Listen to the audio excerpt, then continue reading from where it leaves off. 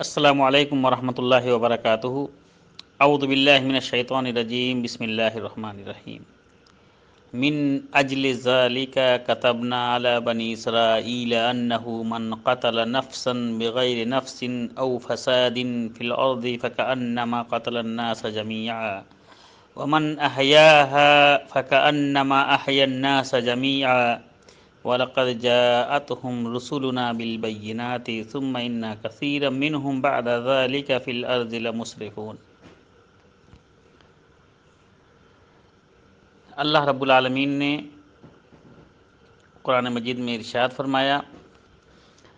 کہ من اجل ذالک کتبنا علی بنی اسرائیل، اسی وجہ سے ہم نے بنی اسرائیل پر لکھ دیا کہ انہ من قتل نفسا بغیر نفس، کہ جس نے بھی کسی آدمی کو قتل کیا بغیر قتل کے بدلے، یعنی اس نے کسی کا قتل بھی نہیں کیا تھا پھر بھی کسی نے کسی کا قتل کیا، او فساد، یا بغیر فساد کے،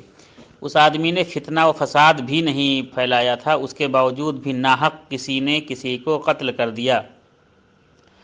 فَكَأَنَّمَا قَتَلَ النَّاسَ جَمِيعًا، تو گویا کہ اس نے پوری انسانیت کو قتل کر دیا۔ یعنی ایک جان کو اگر کوئی شخص بغیر فتنہ و فساد کے، بغیر قتل کے، ایسے ہی جبراً و ظلماً اگر مار ڈالتا ہے تو ایسے ہی ہے گویا کہ اس نے پوری انسانیت کو قتل کر دیا۔ وَمَنْ أَحْيَاهَا فَكَأَنَّمَا أَحْيَا النَّاسَ جَمِيعًا، اور جس نے کسی ایک شخص کی جان بچا لی تو گویا کہ اس نے پوری انسانیت کی جان بچا لی۔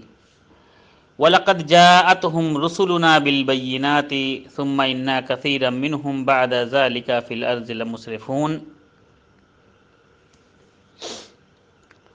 اور ان کے پاس ہمارے بہت سے رسول ظاہری اور واضح دلیلیں لے کر آئے، لیکن پھر اس کے بعد بھی ان میں کے اکثر لوگ زمین میں ظلم و زیادتی اور زبردستی کرنے والے ہی رہے۔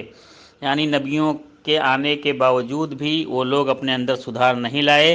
اور انہوں نے زمین میں فتنہ و فساد برپا کیا۔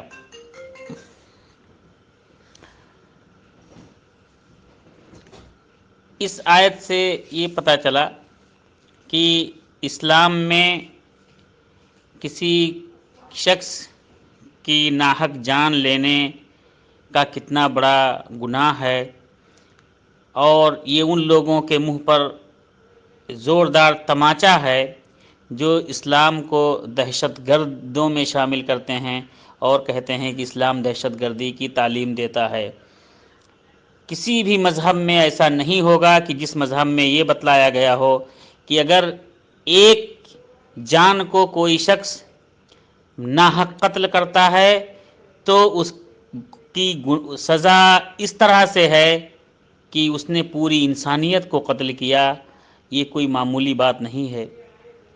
السلام علیکم ورحمۃ اللہ وبرکاتہ۔